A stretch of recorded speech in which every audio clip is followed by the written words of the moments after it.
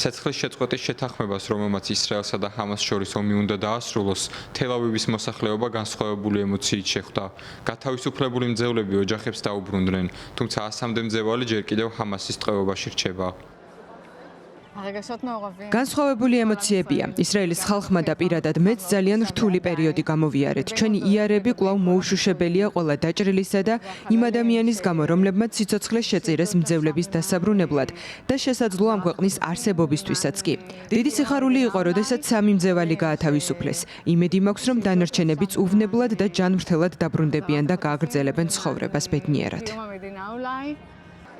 შეთანხმება ითვალისწინებს მომდევნო 6 კვირის განმავლობაში 2000-მდე პალესტინელი პატიმრის სანაცვლოდ 33 მძევლის გათავისუფლებასა და ღაზაში ჰუმანიტარული დახმარების მიწოდების გაზრდას.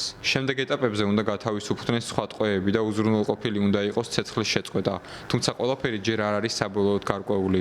პრემიერ-მინისტრმა ბენიამინ ნეთანიაჰუმ ამერიკის შეერთებული შტატებისგან გარანტიები მიიღო, რომ საჭიროების შემთხვევაში განაახლებს ბრძოლებს მიუხედავად მშვიდობის უზრუნველყოფის ძალისხმევისა.